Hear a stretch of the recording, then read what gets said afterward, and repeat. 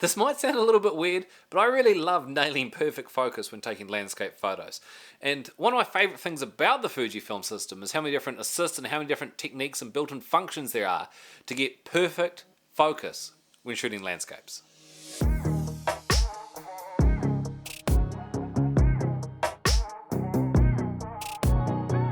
So I guess the easiest way to focus when doing landscapes is to set your camera to S, shift your little focus point around until you've got that little square over the top of your subject and focus. And that does a pretty good job. I still use this when using telephoto lenses and doing a bit more zoom. It does the job fine.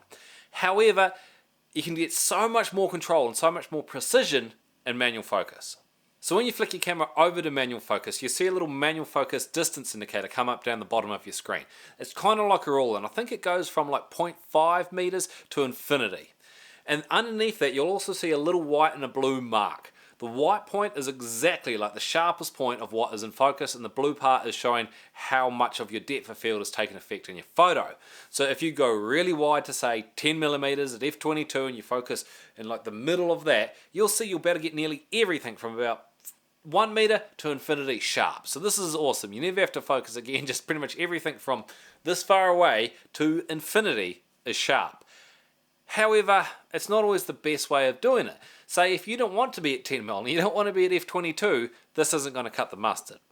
So another trick to nailing your focus is to use the wheel on the back of your camera to zoom in on your screen to get a closer view of what you're trying to focus on.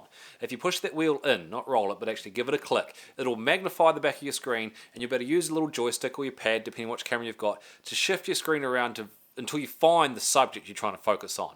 You can then use your manual focus to be really precise. However, it's still trusting the human eye, and just on the normal standard focusing, this can be a little bit tricky. So in your menu, you'll find a couple of different options under MF Assist for manual focus assisting. So in older cameras or older firmware, you might not have all these options, but you should still have a few. There's standard, which is just the absolutely nothing, the way you've been using it all along. There's micro prism and digital split. These are situational. Sometimes I really like them. Quite often I find that they distract from my composure a little bit, so this isn't my favorite one. My personal preference is the focus highlight peaking alert, focus peak highlight. What this does is it puts a color of your choice, and there's a few options in there. You can choose a different strength, and it puts like a line around the edge of your subject if it's in focus. And as you have a greater depth of field, you'll see more of these little squiggly lines come over your shot, and as you shift your focus, you'll see it also shift across your shot. Why this is so great is normally when you're out in the field and you're taking photos, your screen is very, very small, and getting an accurate gauge of whether your shot is in focus or not is actually a little bit tricky. And quite often to your eye it can seem sharp, but it actually isn't. With these little squiggly lines around everything, it actually looks for contrast on edges, so when things are sharp, and puts that squiggly line so you can see if it is sharp or not without having to look too close at your screen. Next up, one of the awesome techniques you can do on just about any camera is focus bracketing and focus stacking. So focus bracketing is the process of taking a shot to be stacked and focus stacking later on. So the two parts of one thing. To do focus bracketing, there's three ways. You can just have your camera on manual focus. You can focus on your foreground, you can take a shot, you shift your focus a little bit further forward, you take another one, a little bit further forward, you take another one. It can be a little bit tedious, but you've got your focus bracketed shots. However, on Fujifilm cameras, if you set it to drive or the bracketing mode on your camera, you go into your drive settings and change it to focus bracketing.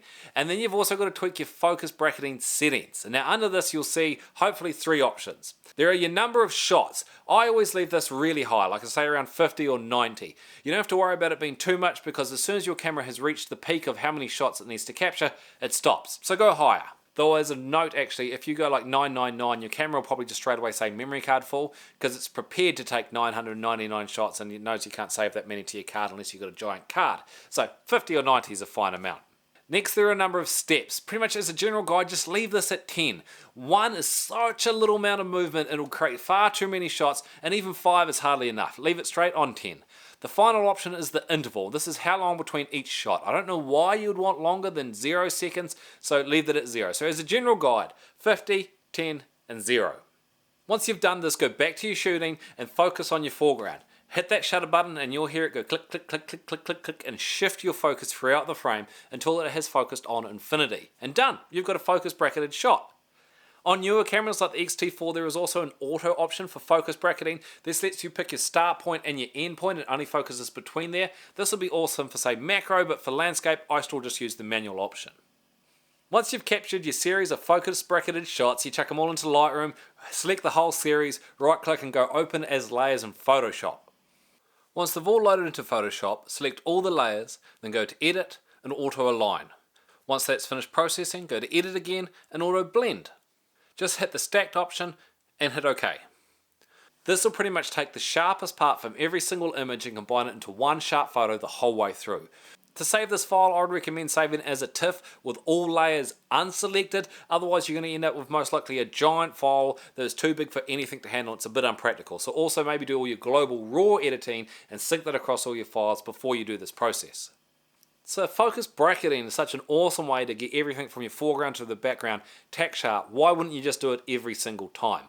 Well, if you're shooting a moving subject, like say waves coming through or trees blowing in the wind, Photoshop can struggle to combine those moving subjects together to get that sharp shot. You get this like ghosting overlays that doesn't quite know where to blend the different moving subjects. So that's when using, like say, the manual focus assist, that manual focus distance indicator, using a wide lens and understanding depth of field can give you so much power and knowledge to capture the perfect focus in any given different landscape situation. But if things are nice and still, say if you're just shooting a mountain or your clouds are a little bit blurry because you're doing a longer exposed shot, then focus stacking can be awesome as well. As always guys, if you have any questions or corrections, let me know down in the comments below. I'd love to hear from you. If you could like, share and subscribe, it would mean the world to me. But until next time, I'll catch you next time.